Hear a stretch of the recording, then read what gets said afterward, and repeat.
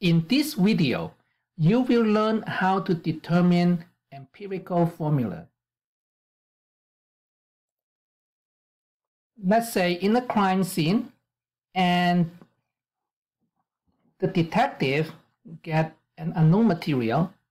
So he wants to know what the unknown material is.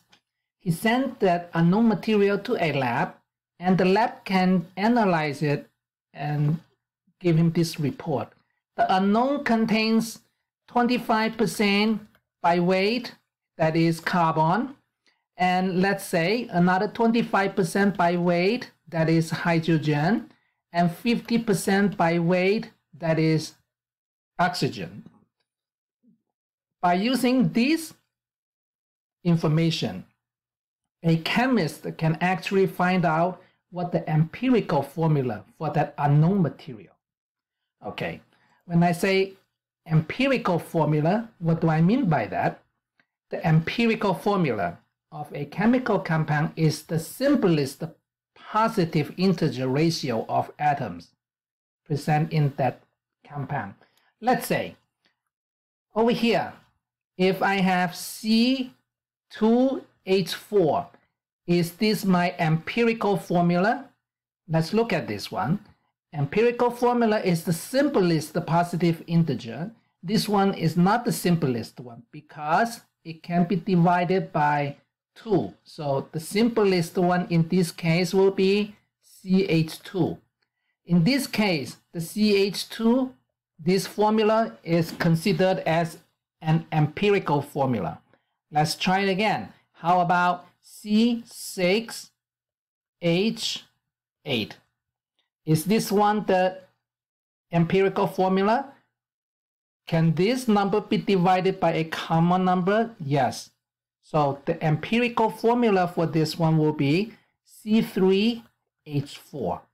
Okay, now we know what an empirical formula is. How do we find out what that empirical formula is? By just knowing the weight. All right, so let's follow these steps. The first one is convert the element masses to moles. So this is the most important step, to convert the mass into number of moles to begin with. All right, so what's next? And then divide the numbers to get the smallest number. So what we are doing here is the second step. Okay, let's look at an example. From the lab, if the chemist give you this information that the unknown compound is determined to contain 1.71 grams of carbon and also 0.287 grams of hydrogen. So what is the empirical formula? Okay, so the first step is to convert the mass into moles. Okay, so let's start with carbon. As for carbon, what is given is we have 1.71 grams. Okay, so we have to get rid of the unit gram, so gram must be down here, and we want to convert it into moles. The atomic mass for carbon, and that is 12.01 grams per mole. All right, let's see what we get. Cancel this out. 1.71 divided by 12.01, and that is equal to 0.142 mole.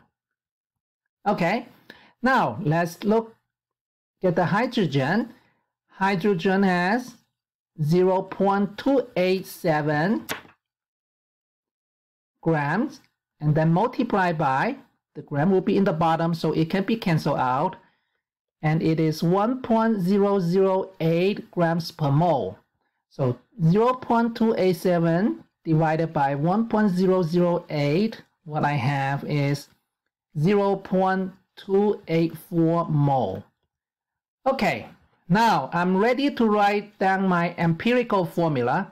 So the ratio, it must be the ratio in moles, not in grams. Okay. So this is very important. The empirical formula is the ratio in moles, not in grams, not in grams. Okay, so when this information is given, you cannot just write down C 1.71 and then H 0.287. You cannot do that. See, it's not about the ratio of weight or of mass. It's about the ratio in moles. So now let's write down the empirical formula. It will be C, how many moles? 0.142, and H, how many moles? 0.284. Are we done yet? No. Why? Because these numbers are not integer numbers. So how do we do it? So we just finished the first step. We just converted the element masses to moles. Now it says on step number 2 to divide each number of moles by the smallest number of moles. What do I mean by that? Look at here. Which one is smaller? Yes, 0.142 is smaller. So what we can do is we divide each number by the smallest number. Let's see what I have. This one will be 1, and over here it will be 2. Okay, so this is our empirical formula, and usually we do not write the number 1. So this one is the same as CH2. All right, this one is relatively simple. Why? Because we only have 2 elements here, and it is given in grams. What happens if the lab reports just in percentage, just in weight percent? For example, the lab can just tell us, yeah, it has, let's say it has 85% by weight, that is carbon, and 15% by weight, that is hydrogen.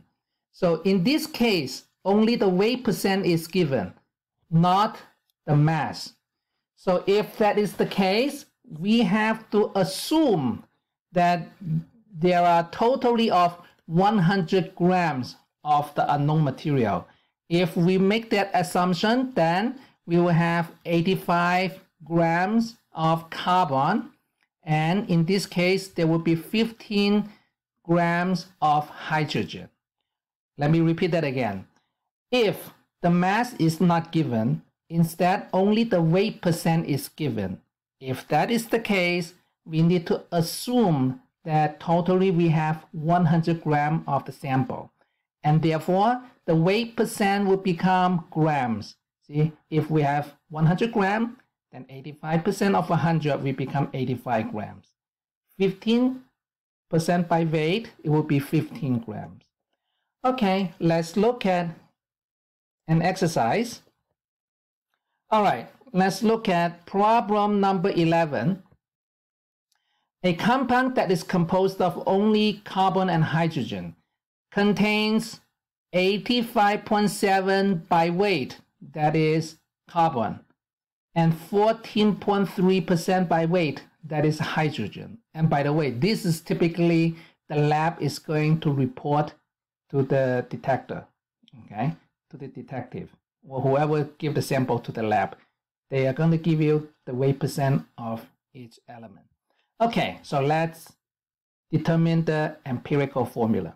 The first step is we have to assume, because the grams are not given, we have to assume that totally there are 100 grams.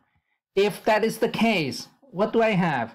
I will have 85.7 grams of carbon, and I have 14.3 grams of hydrogen. Okay, now we still follow the previous steps. The first step is convert the mass into moles. So let's start with carbon. 85.7 grams of carbon, that is equal to how many moles? So I have to put the gram down here, 12.01 gram per mole. So let's see how many moles do we have. It will be 85.7 divided by 12.01. I have 7.136 moles of carbon, assuming that it's 100 grams. How about hydrogen? Hydrogen, I have 14.3 grams. 14.3 grams. Okay, I have to put gram over here. It will be 1.008 grams per mole. Let's see what I get. 14.3 divided by 1.008. I get 14.187 mole. And therefore, I can write, okay, now my empirical formula will be C 7.136 and H 14.187. Okay, we finished the first step. What is the next step? The next step it is to divide the smallest number of moles. If we just compare these two numbers, yes, this number is smaller. So we are going to divide this number by 7.136. Divide this number by 7.136. So what we can get is C1, and the other one is very close to 2. It will be H 1.99. So that is close enough to 2. Therefore, the empirical formula will be C1H2.